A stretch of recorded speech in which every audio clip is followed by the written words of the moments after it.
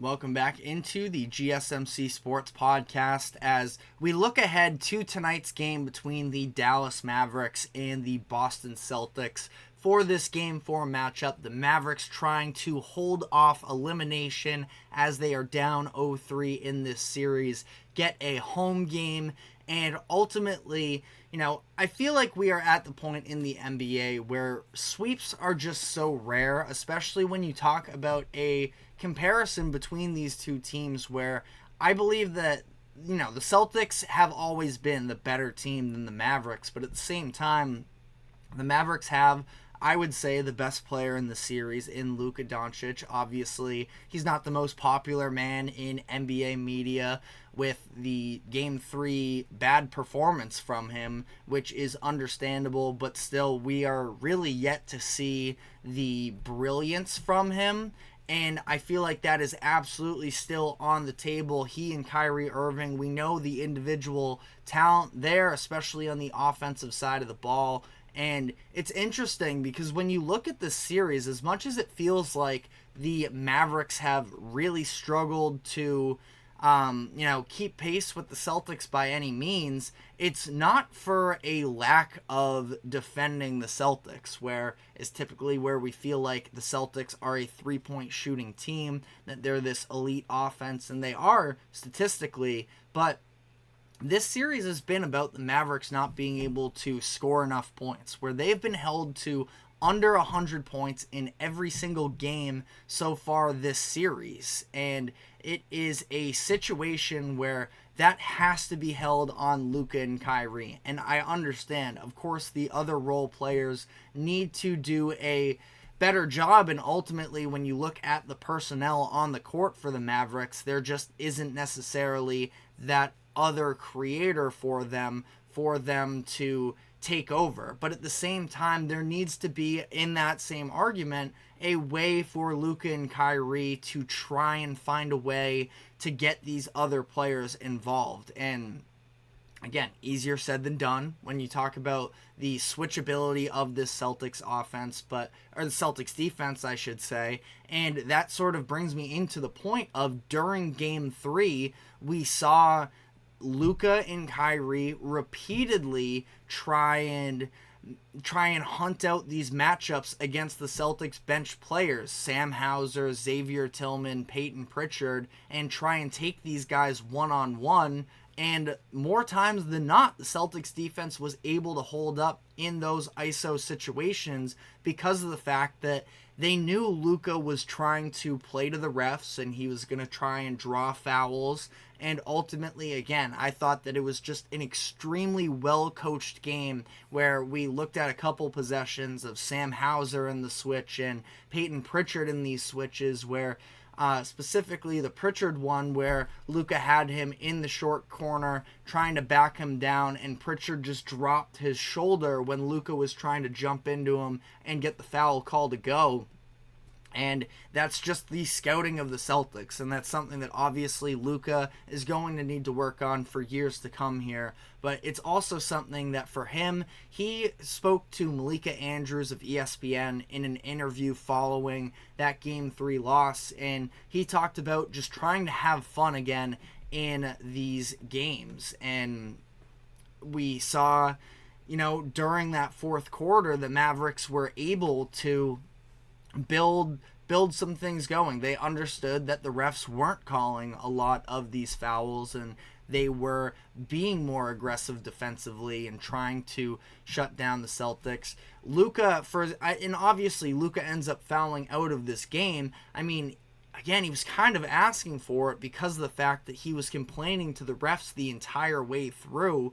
And as much as, I think that he sort of walked it back a little bit with his comments yesterday, but when he's talking about the refs need to be better, 6 fouls in the NBA Finals, you can't just bank on the fact that you are a star and that you should get calls in your favor, where I think that that's something that Jason Tatum, as Kelsey says in the comments section, he insults the officials. He's barking at them every single time. Jason Tatum, on the other end, he really struggled also arguing with the refs for a very large portion of his career.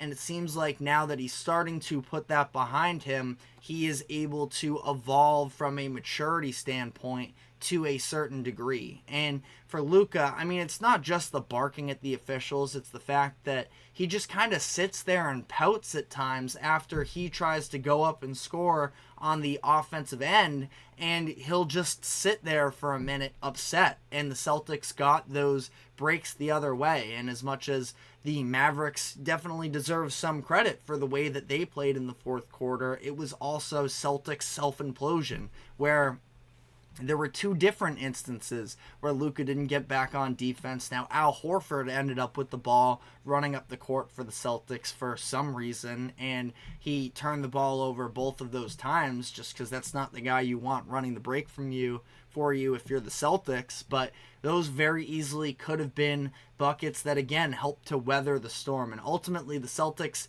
they come out on top here, so it is no big deal. As we have a comment from Kelsey, I'm not quite sure what you mean, but she said eating horse burgers is in the Mavericks. It took me a second there while reading it out loud.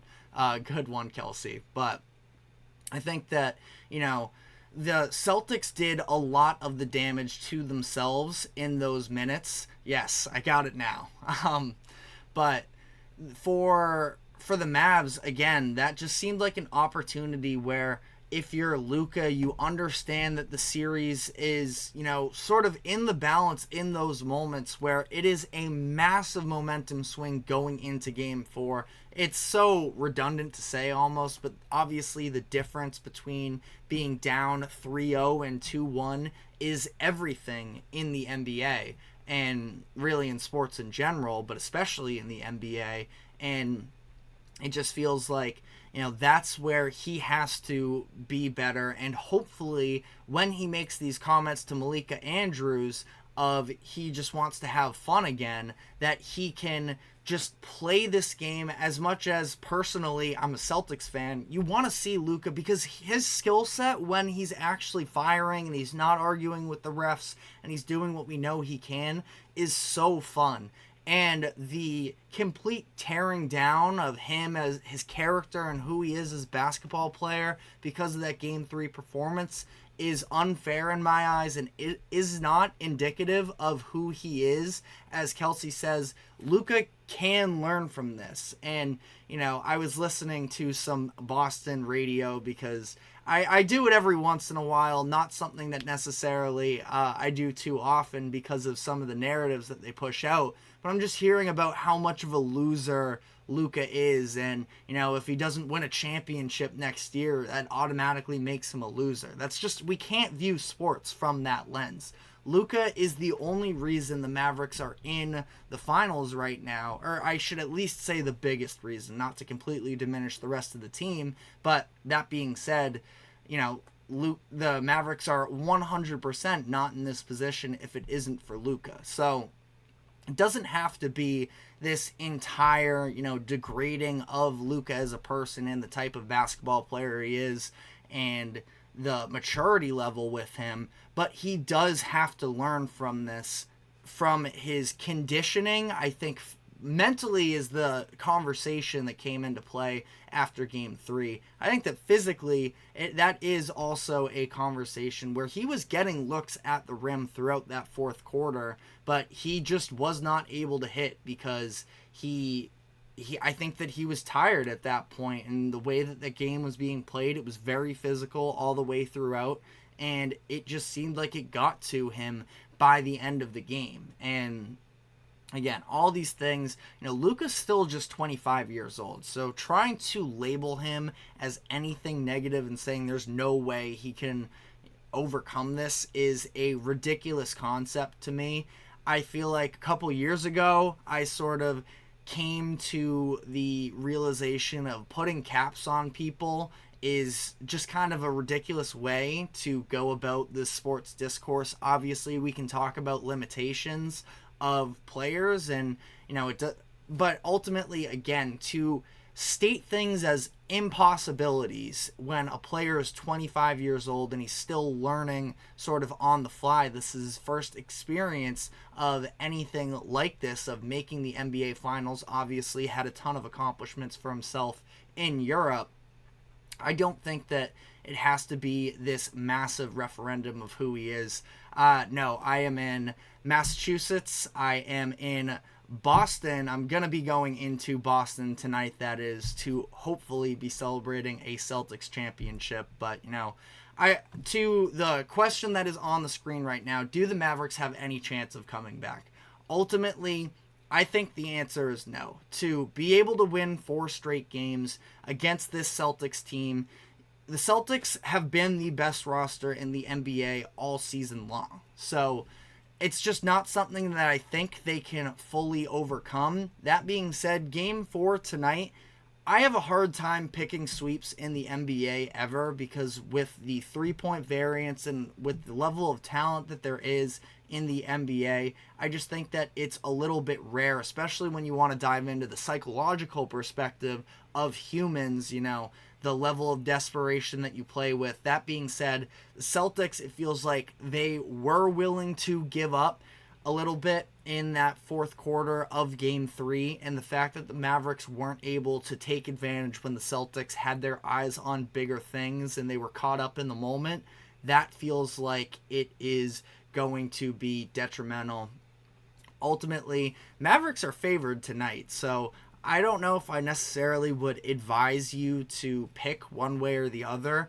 The Mavs have a great chance tonight, but as for the series as a whole, I don't think it happens. Now, great chance this could happen coming back to Boston on Monday night, but I think that this series is just about a wrap. But definitely be sure to let us know in the comments section your thoughts on whether or not we could see the improbable. But we're going to be taking our final break of the show now. When we come back on the other side, I want to dive into the sanctions that the NFL put out against the Atlanta Falcons for tampering in order to get Kirk Cousins, and whether or not it was enough. So stick with us. We will be right back after this quick break.